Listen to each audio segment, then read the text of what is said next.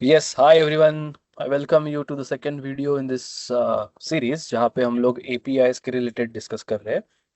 In the last video we have discussed what is API and एक general हम लोग explanation देखे थे कि API कैसे काम करता है और what is basically API is in very simple words. Now in this discussion we are going to talk about why there is a need of API.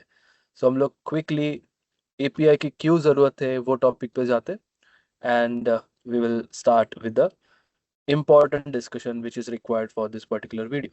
Okay, so let us start with this.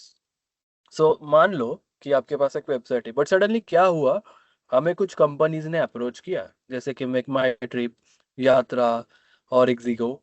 ये सारे companies travel based applications है और ये भी user को same kind of features provide करती है. तो इन कंपनीज ने बोला कि देखो हमारे पास भी यूजर आके पूछ रहा है कि which train is going to run between two particular station, but ये इंफॉर्मेशन हमारे पास है ही नहीं. This information is there with IRCTC because it's a government website, government based information.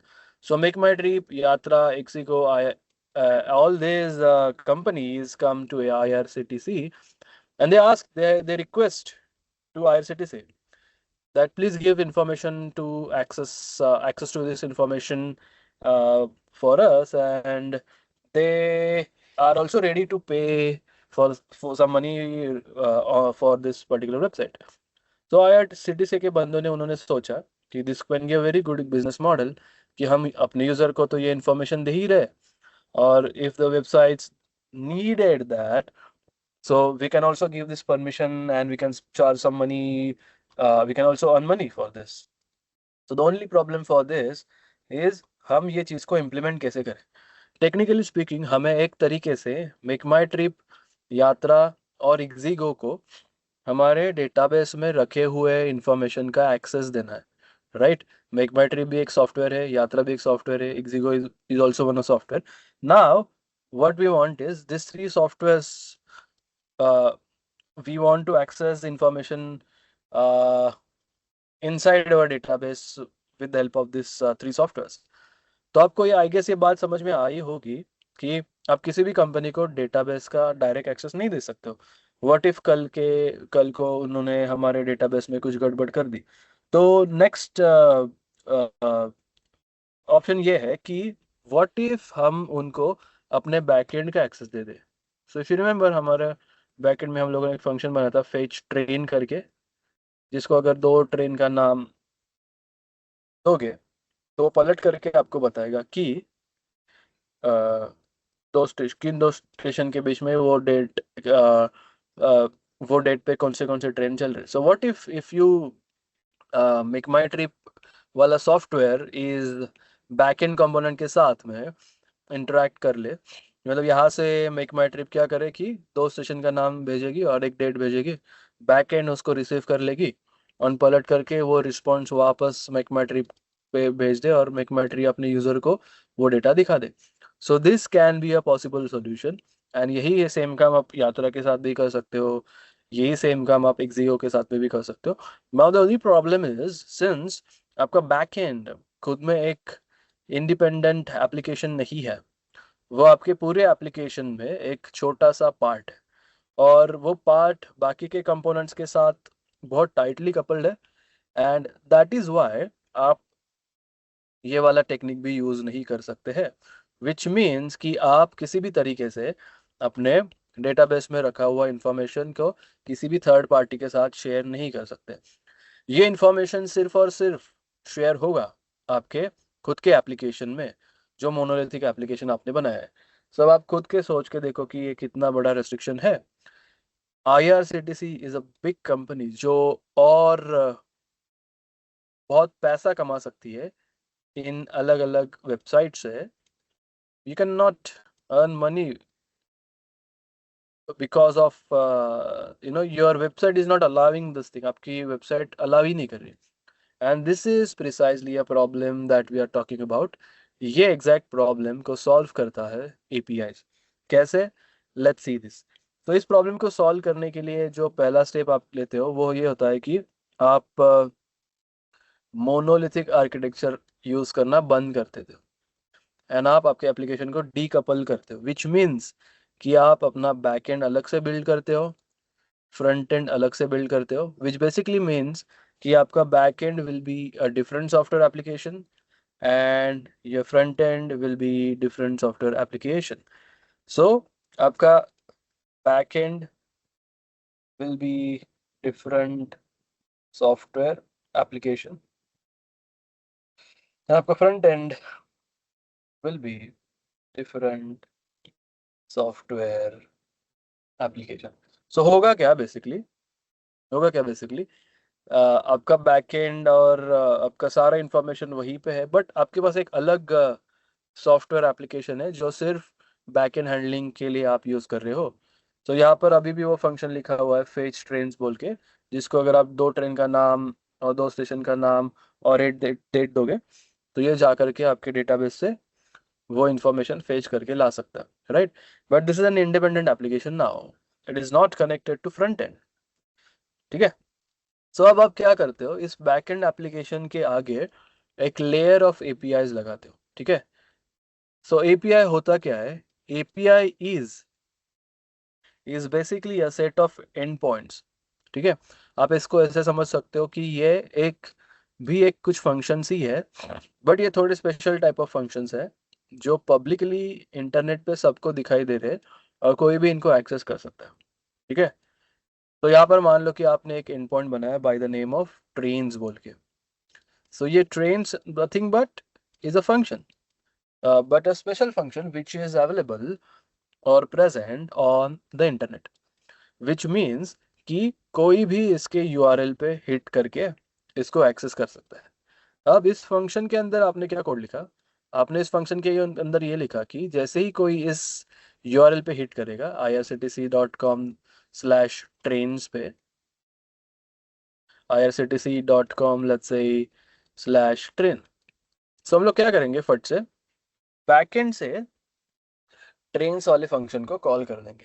ठीक है. सो पूरा फ्लो समझना कि कोई आया, उसने वो यूआरएल हिट किया और वो यूआरएल पे अपने स्टेशन का नाम और डेट प्रोवाइड किया. ये फंक्शन ने क्या किया, बिहाइंड द सीन इस फंक्शन को कॉल कर दिया. अब ये फंक्शन कॉल कर दिया, ट्रेन्स नाम का फंक्शन कॉल हुआ. तो ये जो फंक्शन है, this function will go to database and it will find the information, and this entire information we will fetch to our APIs. Okay, we'll fetch this to our API. So ये API क्या करेगी, ये information वापस source तक पहुंचा देगी. सब क्या फायदा हो रहा है कि आपका जो ये सॉफ्टवेयर है मेक माई ट्रिप का या फिर यात्रा का या फिर एग्जीगो का, वो क्या करेंगे, वो आपके एपीआई पे इस पर्टिकुलर एंड पॉइंट पे हिट करेंगे. ठीक है. एंड वो सही इंफॉर्मेशन प्रोवाइड कर देंगे. सो दो स्टेशंस एंड एक डेट.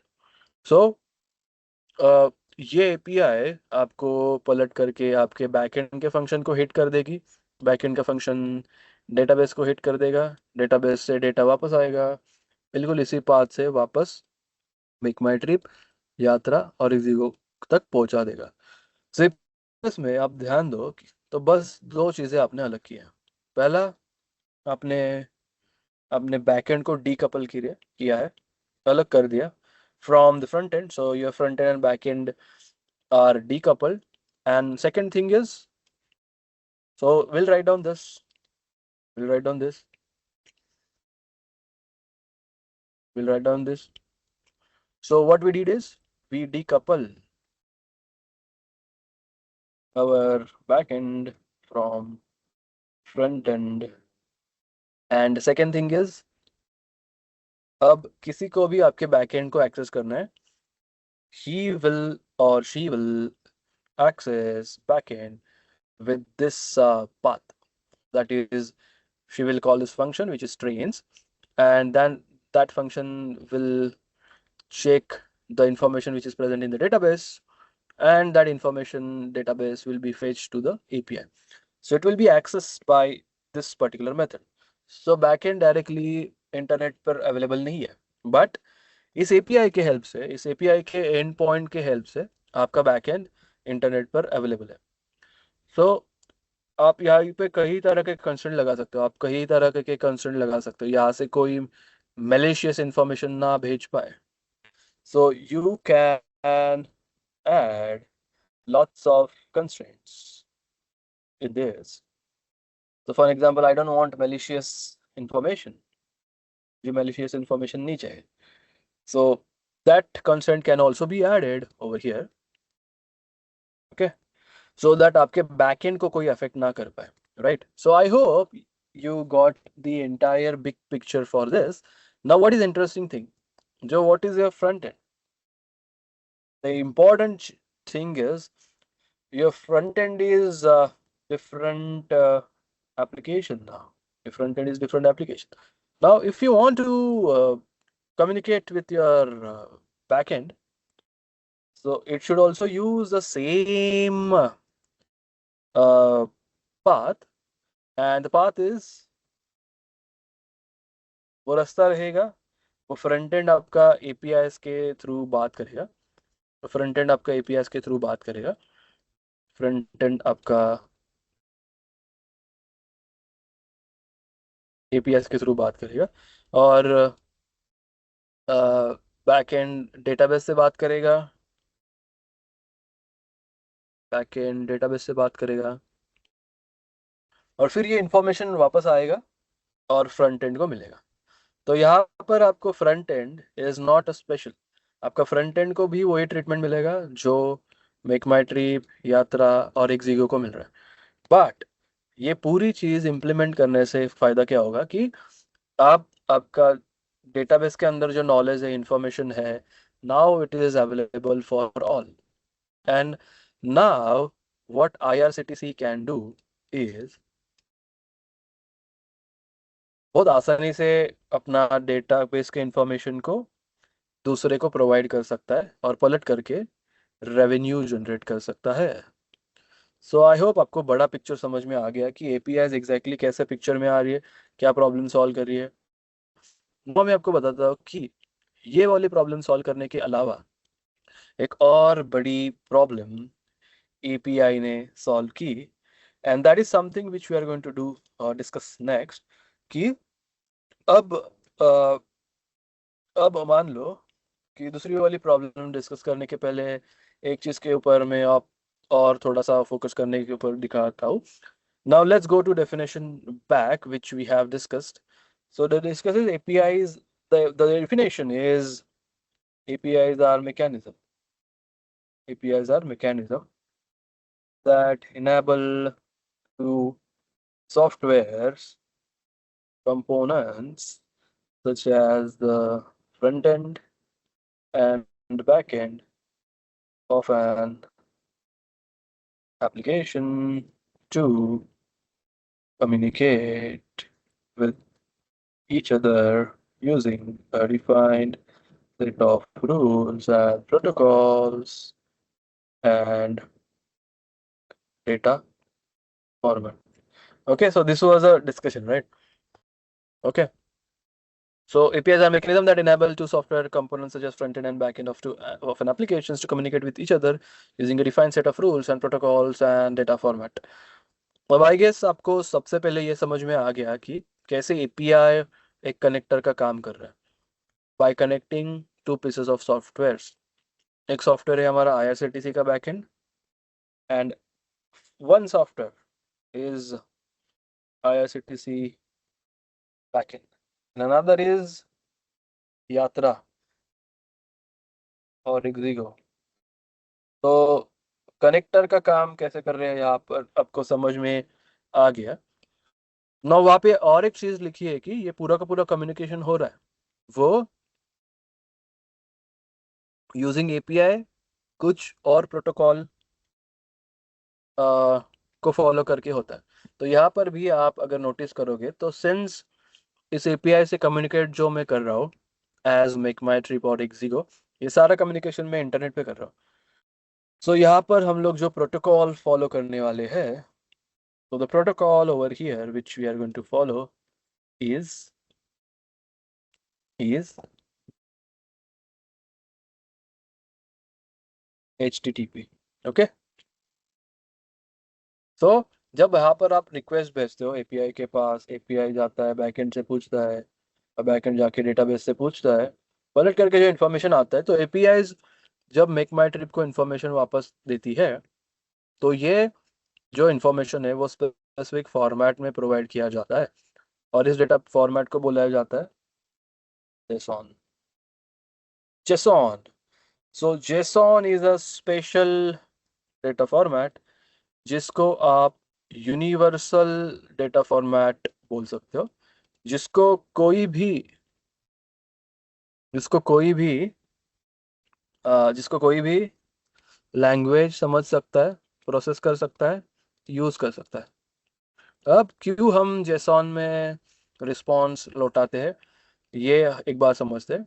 सो ऐसा हो सकता है कि आपके जो क्लाइंट एप्लीकेशन है, जैसे आपके मेक माई ट्रिप्स, यात्रा और एग्जीगो है, ये अलग अलग प्रोग्रामिंग लैंग्वेज पे बने हो. ऐसा हो सकता है कि मेक माई ट्रिप जावा में बना हुआ हो, यात्रा पाइथन में बना हुआ हो, एग्जीगो पीएचपी में बना हुआ हो. तो ऑब्वियसली आपको एपीआई से पलट करके जो रिस्पॉन्स भेजना पड़ेगा, वो किसी तो ऐसे फॉर्मेट में भेजना पड़ेगा जो जावा भी समझ पाए, पाइथन भी समझ पाए, और PHP भी समझ पाए.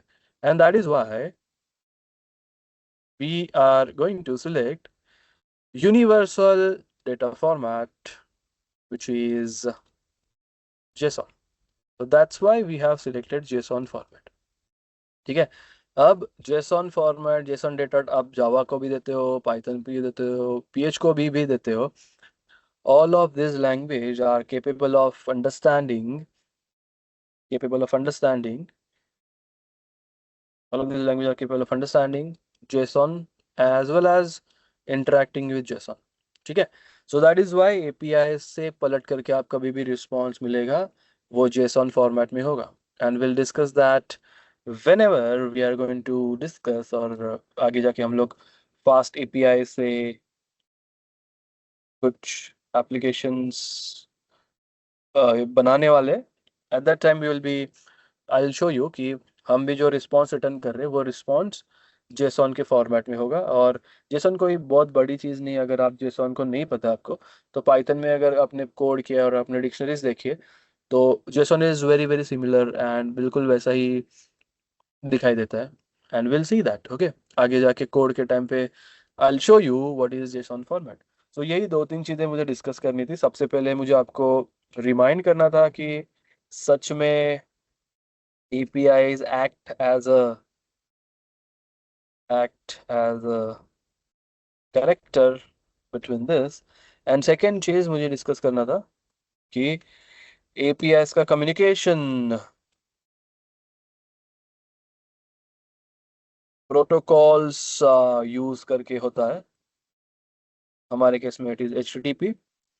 एंड थर्ड जो डेटा फॉर्मेट हम लोग यूज कर रहे हैं रिस्पॉन्स रिटर्न करने के लिए, वो है JSON है, and which is universal format.